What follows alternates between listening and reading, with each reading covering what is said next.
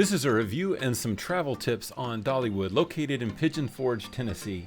As a huge fan of Walt Disney World and all things Disney, we found ourselves in need of a less expensive and alternative amusement park to visit that's even closer to home. Dollywood just happens to be about 4 hours away from our home in King, North Carolina, so this year we purchased some season tickets, thought we would check things out. Before now, we've never been to Pigeon Forge or Dollywood in the past, and thought this would be a good opportunity to check out the park closer to home. I also wanted to make a point to let you know if you're traveling here in the South, we have really great rest areas. I've traveled out west and across the country, and in those areas they have some of the most terrible rest stops. But here in the South we have really nice rest stops, so don't pass by, stop, take a break, use the restroom. They're easy to get in and out of and a lot faster than getting off the interstate and an exit where you have traffic and restaurants. Here in North Carolina, Virginia, and especially Tennessee, we have really nice facilities that include information about the area, things to see, really clean and nice bathrooms. So make it a point to stop. You'll be surprised and might even get a great picture opportunity. No matter which direction you're traveling to Pigeon Forge, you need to make a point to stop at the Buc-ee's gas station just off of Interstate 40 in Tennessee, where you get off the interstate going into Pigeon Forge. It's the largest gas station in the world and something you need to experience. I understand that this gas station is owned by the Cherokee Nation and has over 100 gas pumps at some of the lowest gas prices you'll find. Inside it's like a shopping center with more than you can imagine, and their bathrooms are second to none. You'll be amazed, so don't forget to stop in. I'll do another video on Buc-ee's here on this channel, so be sure to subscribe. Once you leave Buc-ee's and head into Pigeon Forge, if you continue straight, you'll notice all the buildup of activities and places to go and see that have been built around this area because of the amusement park. But if you follow your map, it'll take you directly to the park and around this main shopping and entertainment area. As many of you have traveled to Disney, I'm going to use it as a point of reference so that you have a comparison. Traveling to Dollywood is simple. It's not overcrowded usually, and after a short distance, you're in a convenient parking lot. Like the other parks around the world, parking is getting more and more expensive. Around $25 for parking a day, so you might want to consider an annual pass if you plan on visiting the park more than once, but I'll talk more about that later. Because it's not as hectic as somewhere like Disney World, it's more self-guided parking. There are parking attendants that kind of guide everyone, but you're not obligated to go where they're pointing. You can just go ahead and park close to the pickup area if you want. Now, like Disney, they have trams that take you from the parking up to the park. Most parking is quite a distance from the actual gate, so you'll want to ride the tram if possible. Dollywood has a lot of vegetation and theming, which makes it really nice. There is a Disney feel to some of the areas, as well as some of the ways they run the park. Also, just a quick note about attending the park. Like any other park, going during peak times is going to drastically affect your experience. It's best to go on weekdays versus weekends and during lower peak times. But most importantly, the park is usually not crowded and is easy to navigate, but I would highly recommend paying attention to the weather. It's located in the South where we have much higher humidity, so being in the mid to higher 80s can feel extremely hot and be very taxing if you're not used to the humidity, or even if you are. Your experience will be much better if you attend on cooler days or cooler times of the year. Now, this is something that I found to be extremely unique and wonderful about Dollywood. They offer you free cups of ice water throughout the park at any location where drinks are sold, as often as you want. All you do is go to the counter and say you would like a cup of water, and they will hand you a clear cup so you can go in and get an ice water at the drink fountains.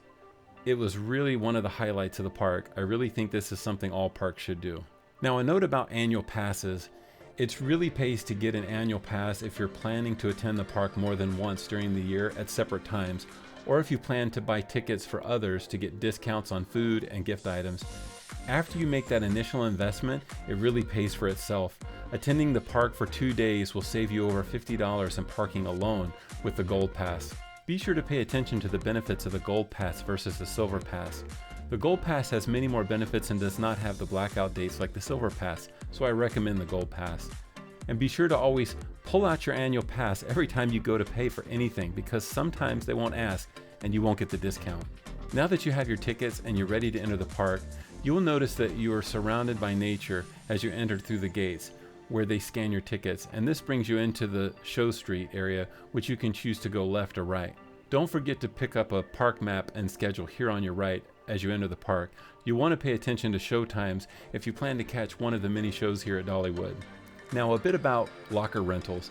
They can be found throughout the park, and at any of the lockers you can pay around $12 a day to rent a locker. This allows you to use a locker anywhere in the park, and if you want to move your locker to another area of the park, you'll always find them located near the roller coasters and gives you an extra space to store things for the day, or just so you don't have to take items on the ride. We did rent a locker the first time, but realized that unless you're storing some food or a lot of other bulky items, the small bags and other things that you carry can be placed on the other side of the roller coaster where you're riding and picked up after the ride at no cost, so the locker isn't really necessary always. I highly recommend getting to the park early and taking a right and going straight to the Jukebox Junction. This part of the park reminds me of the Disney Hollywood Studios. It's an updated area, and it has one of the most thrilling roller coasters called the Lightning Rod. This roller coaster is not for the faint of heart. I believe the top speed is over 74 miles an hour, and you have about 20 seconds of weightlessness because of the ride's design. I can honestly say it was one of the most intense roller coasters I've ever ridden in a long time. Older riders might find it a little uncomfortable, but young adults and teens can't get enough of this ride. Maybe just one more point about riding roller coasters. You can always ask to be seated in the front or the back of the roller coaster.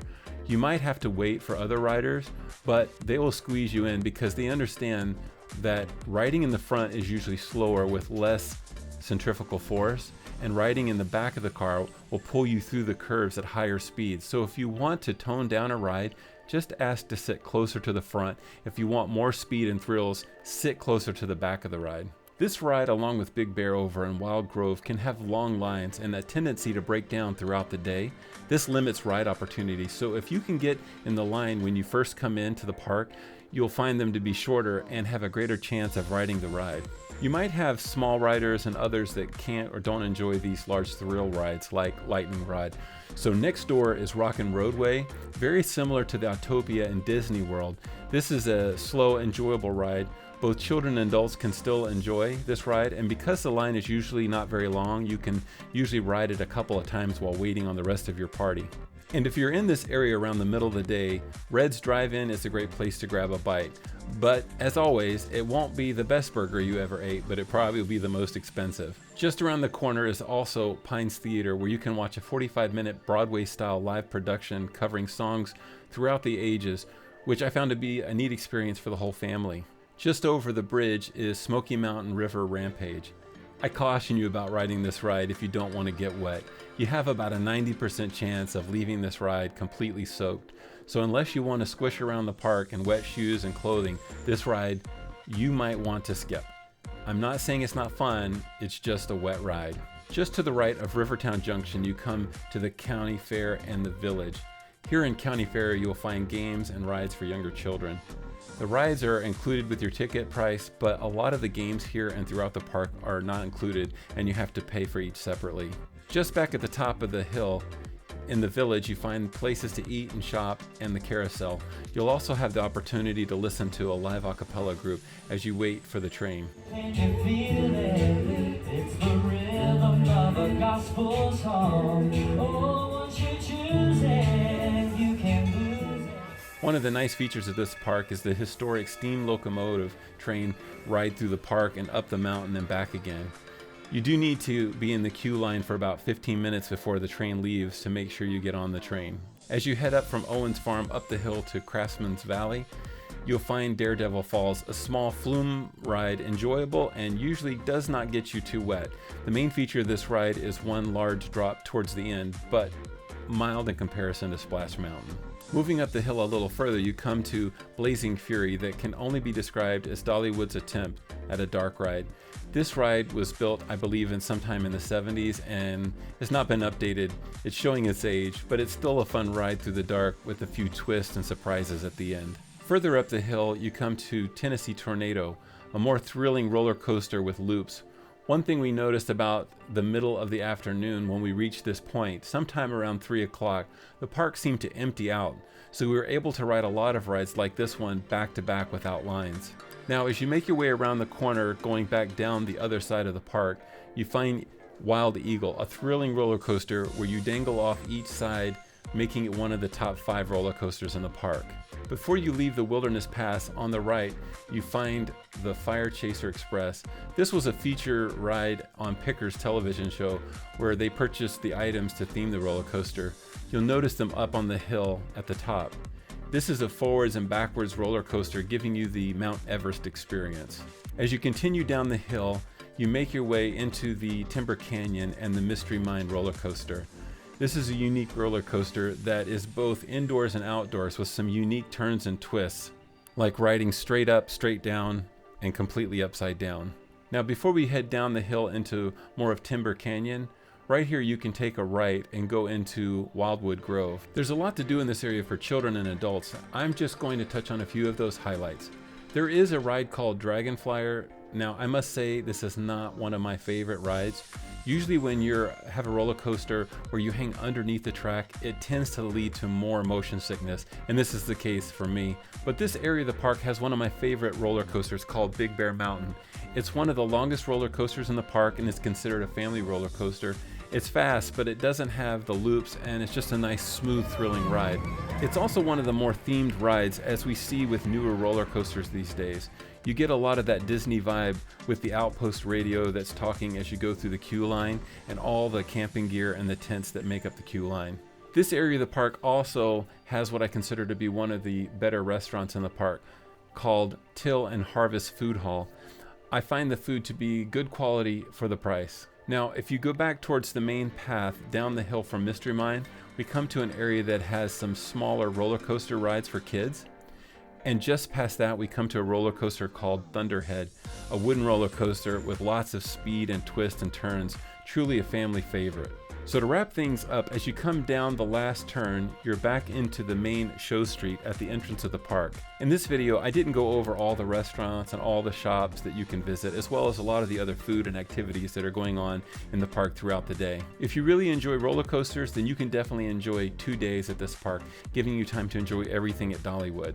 If you're not big on roller coasters, but enjoy shows and good food and beautiful scenery, you might want to come at different times of the year to enjoy the change of the season and the festivities for each of the celebrations. As is customary in all great amusement parks, you'll exit through the gift shop, where you'll find all kinds of merchandise with Dolly Parton's signature style as you head back out to the tram, which will take you to a short ride back to your vehicle. I can honestly say the people and the staff at Dollywood were a pleasure to be around and made it a pleasurable experience for me and my family.